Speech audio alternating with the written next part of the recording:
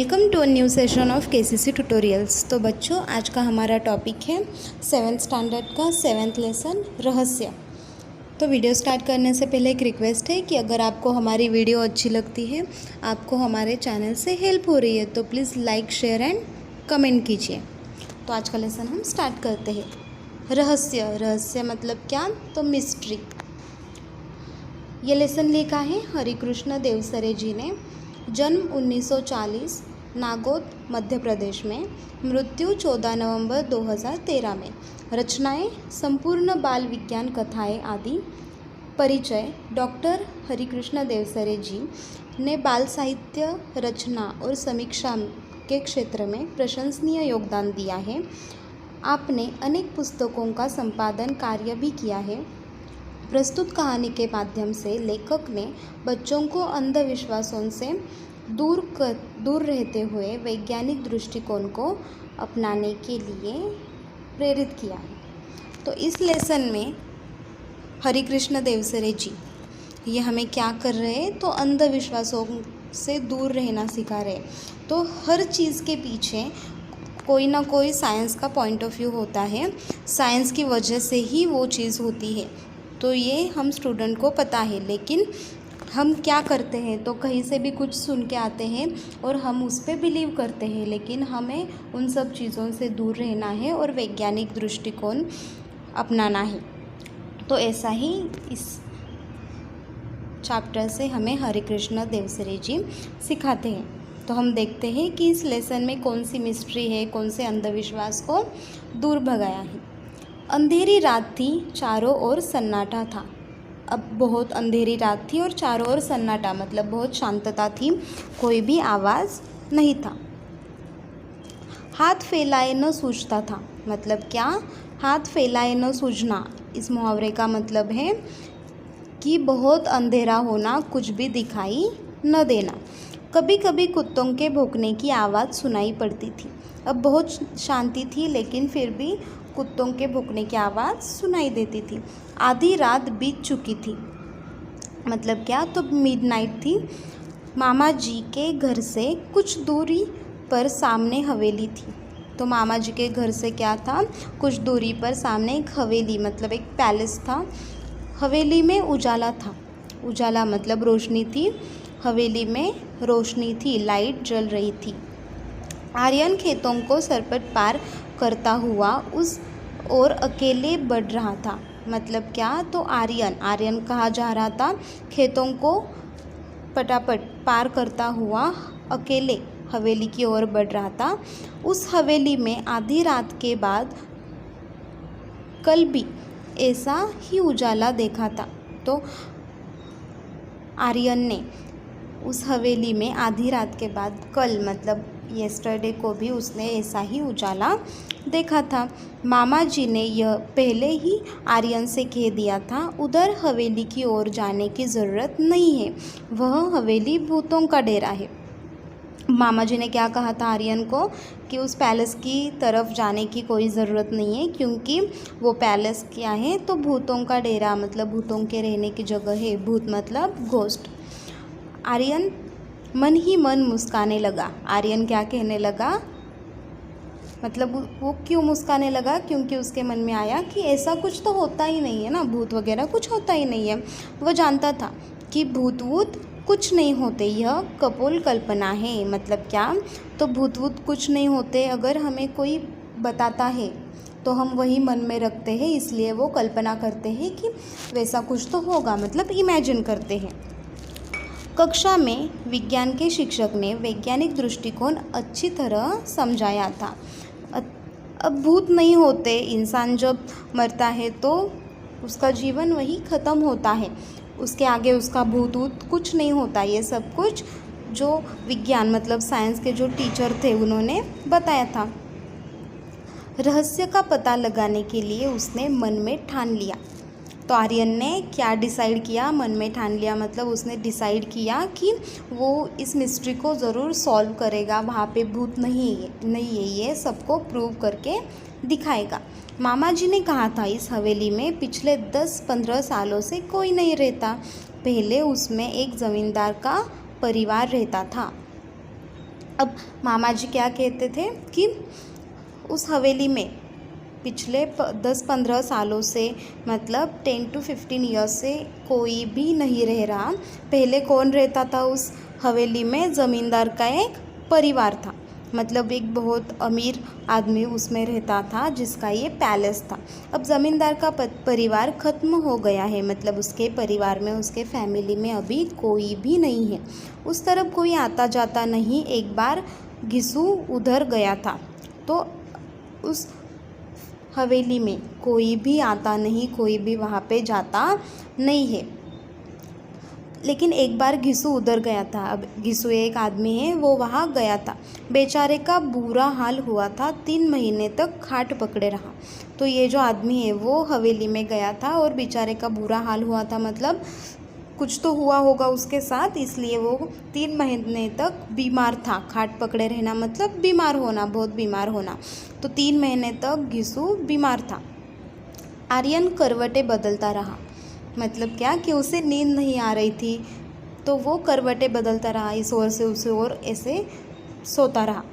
आधी रात को उठकर छत से उसने हवेली को फिर से देखा। वहाँ रोशनी थी, मतलब दूसरी रात भी उसने देखा, तब हवेली में फिर से रोशनी थी, लाइट जल रही थी। गर्मी की छुट्टियां बिताने के लिए वह मामा जी के घर आया था। अब उसे इतनी क्यूरियोसिटी क्यों है? क्योंकि उसने पहली बार ऐसी कुछ स्टोरी सुनी है, वो पहली बार उस गांव में आया है। गर्मी की छुट्टियां मतलब समर वेकेशंस के लिए वो वहाँ आया है। ये एक समृद्ध गांव है। समृद्ध मतलब वहाँ पे बहुत अच्छी खेती होती है, सब बहुत अमीर है, सबका बहुत अच्छा लाइफ वहाँ पे चल रहा है, ऐसा समृद्ध वो गांव है। मामा जी के पास एक विदेशी डिजिटल कैमरा भी था। यह बात आर्यन को मालूम थी। अब जो आर्यन के मामा जी हैं उनके पास क्या है? विदेशी मतलब दूसरी कंट्री से लाया हुआ एक डिजिटल कैमरा है। मामा जी की एक लड़की थी, उसका नाम था कनिष्का। तो मामा जी की एक लड़की है, उसका नाम क्या है? कनिष्का। आर्यन ने कनिष्का से कुछ सलाह मशवरा किया, मतलब क्या? सलाह मशवरा किया मतलब कुछ बताया उसे और सॉल्यूशन भी मांगा। तो किस बात के लिए मांगा? दोनों बहादुर थे, मतलब दोनों बहुत ब्रेव थे। अगला कदम उठाने के लिए उन्होंने कमर कस ली। अब वो तैयार हो गए, उन्होंने डिसाइड कर लिया, ठान लिया पूरा कि वो क्या करेंगे, उस हवेली की मिस्ट्री को ज़रूर सॉल्व करेंगे। और दोनों ब्रेव थे, भूत वूत से वो डरते नहीं थे। अगली सुबह उसने मामा जी से कैमरा मांग लिया। मामी जी को साथ बैठाकर मामा जी का फ़ोटो लिया। फिर मामा मामी और कनिष्का के भी फ़ोटो खींचे। कनिष्का ने मामा मामी के साथ आर्यन के भी फ़ोटो खींचे। अब आर्यन और कनिष्का ने क्या दिमाग लगाया कि कैमरा तो हमें चाहिए, क्योंकि उन्हें जो उस हवेली में दिखेगा उन्हें क्या करना है, वहाँ की फ़ोटो खींचनी है, इसलिए उन्हें कैमरा चाहिए। फिर मामा से कैसे कैमरा मांगेंगे, इसलिए उन्होंने बहाना बनाया कि हम क्या करेंगे, तो सुबह फ़ोटो सेशन करेंगे, सब क्या करेंगे, फ़ोटो खींचेंगे और कैमरा अपने पास रख लेंगे। इसलिए उन्होंने मामा जी से कैमरा मांगा और फिर क्या किया, मामा मामी का भी फ़ोटो खींचा। फिर मामा मामी के साथ कनिष्का और मामा मामी के साथ आर्यन, मतलब सभी के फ़ोटो खींच लिए। फिर मामा मामी जी बहुत खुश थे। मामा जी ने कैमरे की तरह तारीफ के पुल बांधते हुए कहा, रात में मामूली रोशनी में बिना फ्लैश गन के भी यह तस्वीर खींच लेता है।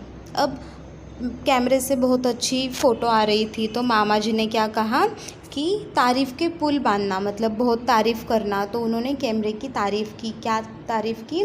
कि मामूली रोशनी में, मतलब मामूली रोशनी में जहाँ पे ज़्यादा रोशनी नहीं है, वहाँ अगर हम फ्लैश भी ऑन ना करें तब भी बहुत अच्छी तस्वीर इस कैमरे से निकलती है। कमाल का लेंस लगा है इसमें, कैमरे में जो लेंस होती है वो बहुत अच्छी है, वो ऐसा मामा जी कहते हैं। आर्यन ने कैमरा अपने पास रख लिया। कैमरा पाकर आर्यन और कनिष्का बहुत प्रसन्न थे। उनका जो आइडिया था वो काम कर गया। कैमरा किसके पास है? अब आर्यन के पास, और वो दोनों बहुत खुश हैं। वे दोनों रात होने का इंतज़ार करने लगे। रहस्य का पता लगाने का यह अच्छा अवसर था।